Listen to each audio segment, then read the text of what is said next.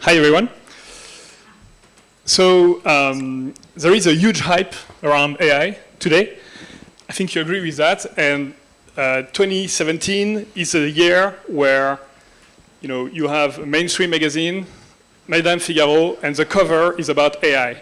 And it's not an even initiation, for beginners. It's have 6 positive thinkings about AI. So this is 2017. It's crazy that we reached this level of hype. So is it justified or not? We'll try to talk about this tonight. So there is a hype, and it's not new. It's not new at all. You can go back to the Greeks, and they had a god called Hephaestus, a god of blacksmiths, kind of hackers by then. And it was said that this god was able to build things like robots, things that behave like humans. So for us, wanting to build machines that behave like humans is a very, very old fantasy. You can go back as long as you want. And so it's not new. It's a very old fantasy. Fast forward to the very beginning, the dawn of computer science. Alan Turing, one of the founders, of course, of this field, was already considering in the 1950s the question, can machines think? What is the definition of intelligence for a machine? And his answer to this question was to say, if you can have somebody have a 20-minute chat with my machine, and after 20 minutes, this person does not realize that it's a machine talking with him or her and not another human, then this machine has passed the test. This machine can be said to be intelligent. So it's still very famous today. It's a Turing test. And it started a lot of work from researchers back then because they wanted to pass the test. They wanted to be the first to do this. And in '66, at the MIT, a researcher called Weizenbaum built a very simple program called ELIZA. ELIZA was actually a side project for him, and it was the very first chatbot. So it's a virtual psychologist, but it's a chatbot. So when people tell you today, wow, there is this new thing, I just heard about this new trendy thing called chatbot, you can say, hey, man, it's very old. It's been around for 51 years now, so it's not new at all.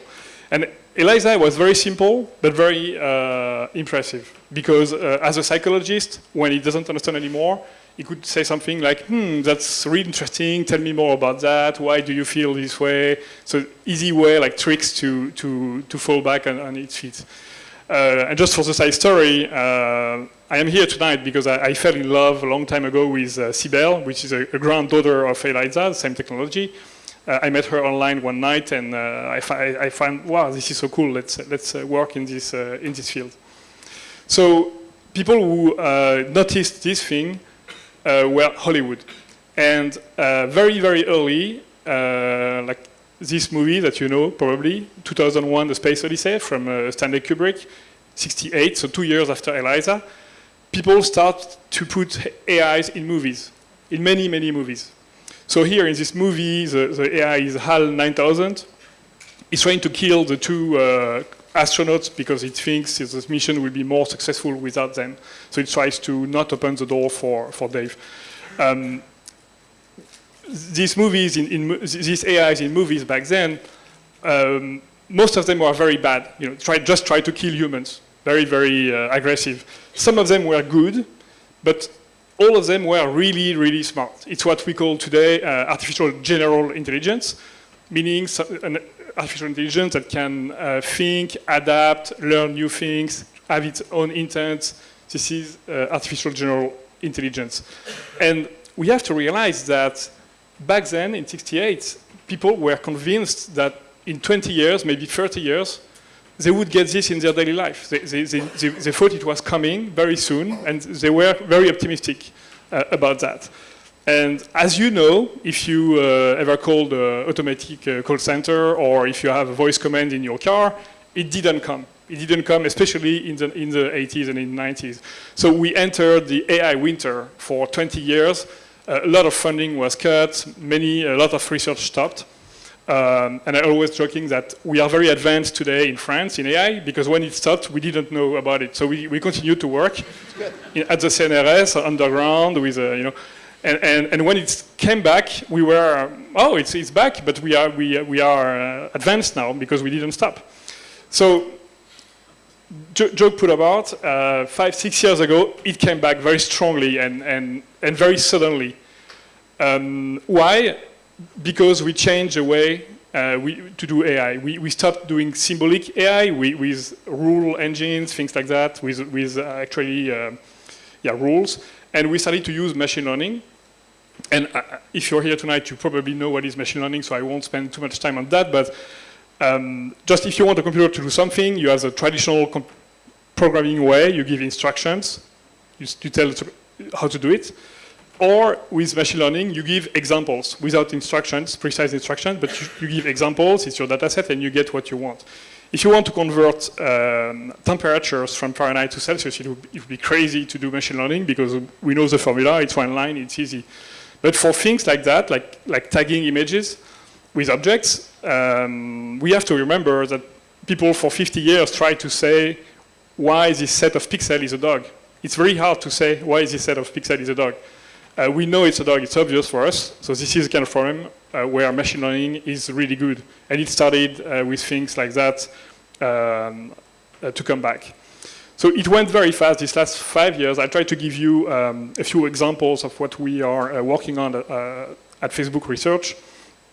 In terms of perception, in a matter of 5-6 years, we went from just finding an object and a picture, so just one tagging, to actually doing the segmentation and finding several objects with a probability.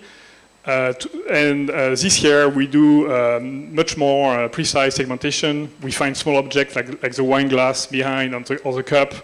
And we also get the pose of bodies, so, which is very useful for many applications. So we went from very simple tagging to precise scene recognition in just 5 years.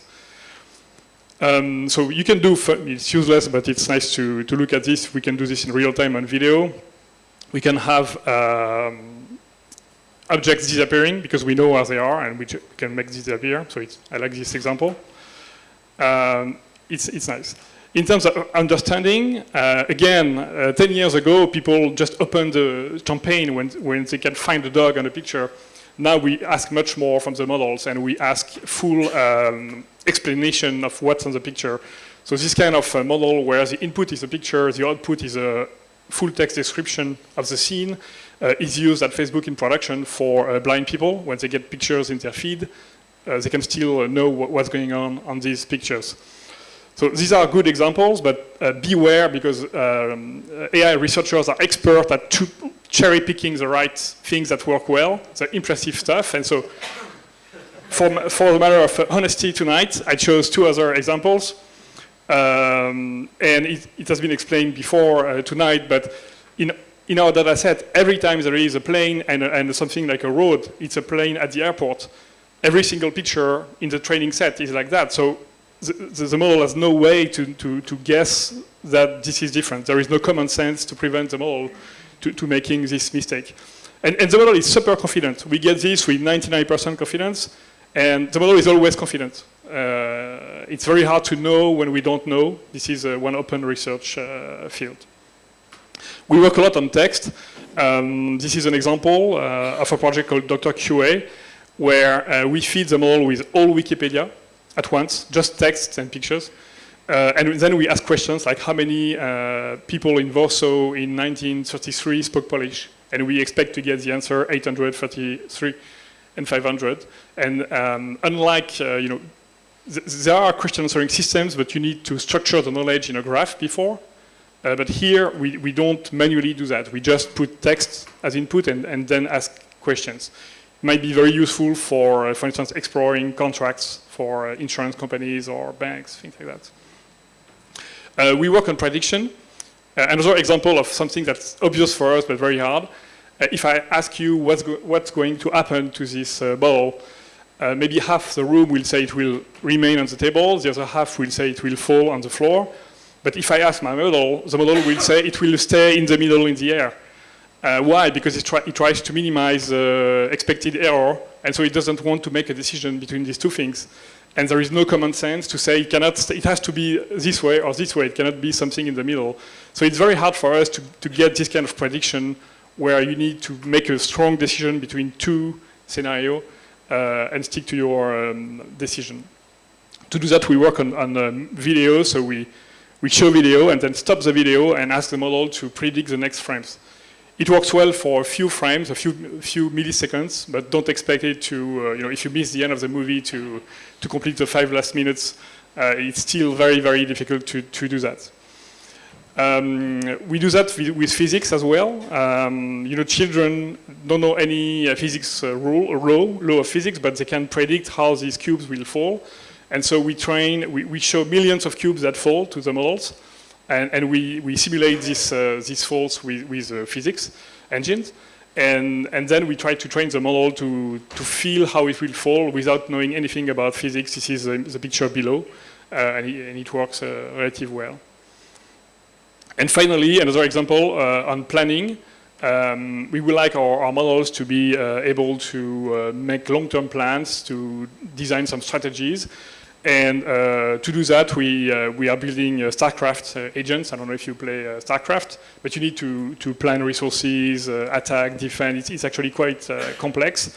At the beginning, our agents were killed in 10 seconds, but they play millions of games every night on thousands of machines. And they start to build a good representation of the game on strategies and so on. And so we hope to get something that will work one day. So DeepMind is working on StarCraft as well. So maybe one day you will have games, Facebook versus DeepMind as StarCraft. So in this kind of task, machines are better than humans now. We have to be honest with that. Image recognition, it's been 2 years since our average error rate of 5% for humans has been improved by machines. Chess, as you know, it's been a long time since Deep Blue bet the world champion, but now machines are way, way, way better than the best humans. And plus, Deep Blue used to be a huge computer the size of this room. Now it can run on a small PC. So we are done playing chess against AI, and even Go, as you know. Even things like speech recognition, so dictation, where as a consumer you might feel that it's not working yet. Actually, it's now better than human. At research stage, it's better than human, and it give product people 1 year to deploy these technologies in devices. But even to transcribe speech into text, the AIs have become better. So people start to think, wow, it's going so fast, it's doing so many things better than us. Will we be overridden by AIs? And they get more and more worried by that. I show you more recent work where you see these faces. Is there something special about these faces? Not really. So these faces were partially generated by a GAN, a generative adversarial network. So the input is the picture with the missing square. And we ask the network to fill the blank. And the network has never seen these pictures before, of course, but it has seen millions of faces. So it knows what's a good face, a good-looking face, and it can generate that. I think it's a very impressive result. If you look at this example, the input is a booth over there. You see in previous years it was really not working, the completion of the square. And now we get these things below. Even telephone was written on the booth. And of course, this AI has no notion of text, English, or telephone, or anything. We don't even know how it got this right. You see the windows, the glasses are right. So it's very, very impressive. So people say, yeah, okay, but you're just copying existing pictures. There is no creativity in that. There is no imagination. And then people started to use AI to generate modern art. So you may like or not modern art, but these things are all generated by a kind of GAN as well, starting from scratch, from nothing. The only training is a data set of modern art, and it can generate this kind of thing. So some people say, look, this is the end. AI will overcome us. Singularity has arrived. We just have 6 months to live, and then AI will be there. And is it right? Is it true? I'm not sure. And I'll tell you to conclude a story. The story of Clever Hans. It's a horse that was living in Germany at the end of the 19th century. And this very special horse was able to count, to do arithmetic. So if you say 2 plus 3, it will answer 5. It cannot speak, so it will tap on the ground with his hood 5 times to answer 5. And you can ask multiplication, division, more complex arithmetic, it can do anything. And for 10 years, people were amazed by that, and the owner got super rich. And one day, somebody understood the algorithm of the horse. And what the horse was doing is, you can ask any question, it will just start to tap. And when you read a change on the faces of people around, a change of emotion on the face, it will stop. And actually, if I tell the horse 2 plus 3, I know the answer is 5 in the public. So when you reach 5, I get very excited to know if it will stop or not, because I know this is the point, the critical point. And the horse could see that in the public. And so it just stopped when he sees the emotion, and it's always the right answer, because most people know the answer. And I'm telling this story because it's exactly what's happening in AI today. We do incredible things with our model, with supervised learning, but it's over-analyzed, it's over-interpreted by the press, by people who don't know much, but who have a lot of attention. And as a result, we have these crazy ideas about artificial general intelligence and Terminator and so on. So we are at this stage today where there are things we know how to do really well, or almost like chatbots. It's, if it's narrow enough, we can say it's working now. And many people think there is a natural progress from these things below that we do well to emotion, common sense, intent, long-term planning, and so on. And actually, it's completely untrue. There is a glass mirror, a glass ceiling between these things, because these things on top rely on unsupervised learning, like children learn, and it's a completely different technique than supervised learning. Your child doesn't need to get burnt 1,000 times in hot water because he or she understands that boiling water is difficult. Okay, maybe twice or 3 times for the most adventurous, but not more. But our networks today, they need to see 10,000 dogs before they start to think, it might be a dog. So it's not the same learning, it's supervised learning. Children are supervised less than 5% of their life. The rest of the time they are alone, they explore by themselves, but they learn very quickly. We don't know how they do. If we want to just scratch the surface of the things on top, we need to understand how this learning works, and we have no idea. And this is what we are working on today. Thank you. Thank you very much, Alexandre.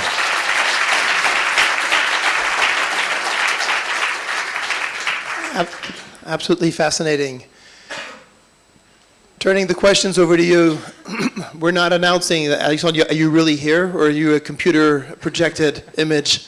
No, it's really you. This is the last year I come. Next time it will be my bot. Okay, all right, sounds good. So we got the glass ceiling. What are some of the areas you think artificial intelligence will have a very difficult time entering? Some of the segments, or some of the things that will remain human? Anything that requires common sense will be really hard to do for AI with what we know today. But unfortunately, many things require common sense, like knowing that the airplane is not on the tarmac. It's common sense. And there are many tasks that we won't be able to do soon. But driving is common sense. And yet we're getting to automatic cars. Driving in Palo Alto is not common sense. Follows the sign, everybody follows. Driving at Étoile, Rond-Point de l'Étoile tonight, it needs a lot of common sense and experience and social skills and intimidation. And AI won't be able to. When my friends in Menlo Park tell me, autonomous driving is solved, I tell them, okay, take your car to Rond-Point de l'Étoile, we'll see. Take your car I was in Iran recently, in Tehran, and this is the next level after Rond-Point de l'Étoile. So, it does require something. Okay, so highways are okay, but we're not at the Rond-Point de l'Étoile yet. Any questions that you want to ask? Alexandre, you've got it all the way at the back of the room there. Thanks, great presentation, nice slides, and nice content. I work at Stream Data. We specialize in data streaming, and we started to work with companies using streaming algorithms. You haven't talked about models updating themselves based on events. Is that an area that is not interesting for Facebook, or that is still in its infancy, just starting in finance? So what kind of algorithm are you using? Massive online analysis, streaming algorithms, where the model updates for each event. Yeah, we cannot work on everything at once. So yeah, currently I don't think we're working on that. I don't know the reason. I can ask, but yeah, there are so many things to explore now. We have to make decisions and focus our attention on a few things we think will work. So yeah, we are not working on this. Other than the intellectual aspect of it, what are some of the directions, monetary directions that Facebook is headed in with artificial intelligence? Some things that are very applicable and for which people will pay for. So of course, one of the applications, is feed ranking. So feed ranking is what you see in your feed, and also ads are using the same kind of ranking to decide which ads you see. This is the most short-term application. This is not the one that researchers are excited about, of course. There is a lot to do with accessibility. At Facebook scale, hundreds of thousands of people of users are blind, for instance. So things like making them see the pictures is one of the short-term applications. We're working on a question answering system with picture. So they can ask questions about the pictures, how many people are there, what are they doing, and you start a chat with that. And then there are many things we do. This is pure research. We have no idea who will apply it when. Everything we do is published. Most of the code is open source. When we don't open source it, it's because it's so ugly that we cannot do it. But there is no short-term goal in Facebook AI research in this team. We have another team at Facebook that's doing research for products. Okay, all right. I have a question around health. I'd like to know if you address this area. So health, no, we don't work on health yet. We might one day. One of the problems with health is that data sets are very hard to collect and to use. You have lots of rules, legislation to follow, and so we haven't worked on health yet, but we may in the future. Okay, thank you. Just to get an idea size-wise, how many engineers, what budget are you guys on, Facebook on worldwide on artificial intelligence? So the FAIR group, Facebook AI Research, is about 120 researchers, 1/3 in Paris, 1/3 in New York, and 1/3 in Menlo Park at the headquarters in California. Yeah, I guess that's a pretty big team there, given the number of startups in the room tonight that are dreaming of having two people work on their algorithms. Yeah, but as Augustin mentioned just before me, it's all algorithms are published. Most of the code is open source, and so we expect and we hope when we open source something, we look every day at the number of stars in GitHub, and we do our best to support people who are using the code because we are happy that it's used. So we just hope that these algorithms are used by startups. They are, but in a way, after I'm going to go back to the initial question, the very first one I asked was with regards to the elections, U.S. elections. One of the big pushback after the election was on Facebook, saying that Facebook had set up algorithms that put people in bubbles and had completely closed off. When I went on Facebook, everybody like me was voting for the same person, and same thing for the other side. And it came to a shock to everybody at the end because everybody thought that their side was going to win. So is that, even though they're published, are those algorithms a risk for society? First, I think they're less of a risk if they are published than kept in secret. Absolutely. And in this case, as it has been said tonight, the algorithm is just optimizing a function, an objective function. And the function was to make you happy by seeing things you like. And so the algorithm, because they were trained with this objective function, created this kind of bubble. Now, I think we realized, not just Facebook, but everybody in the world, that this is a problem. We shouldn't have this kind of bubble. We should show different opinions to people. And the same algorithms, or the AI generally, can help us do that. So picking the right stories around me that will challenge my opinion. So maybe AI created this problem, but AI can also help us solve it. Okay, all right. So we're going even deeper to be able to solve the initial problem. All right, any additional last words? One more question over here, maybe, first row. And will you be able to stay on for some of the questions in the cocktail? Okay. All right, thanks. So I do use WIT on a daily basis, and my question is, what kind of interesting things do you do with our data? With WIT data? With the data that goes through the with service. WIT.ai? Yeah. Yeah, okay. With our data. So WIT.ai was a startup I sold to Facebook, for those who don't know. So WIT.ai first is still open to everybody. It's free. We have more than 100,000 developers using it. I'm very proud of that. Yeah. And internally, we use it as for different things, like normalizing time and location, and also detecting some kind of content we don't want in some posts. So every single comment on the Facebook platform is lots of millions per minute goes through WIT. So we had to rewrite a lot of the engine because it was not scaled for that. And then how we use the WIT data. So for instance, to improve our time normalization component in WIT, we get all the the millions of requests that have a time expression, and it helps us train. So for now, we use it to train the shared entities. In particular, we don't use it for anything different. All right, thank you so much. Thanks for your time and your questions.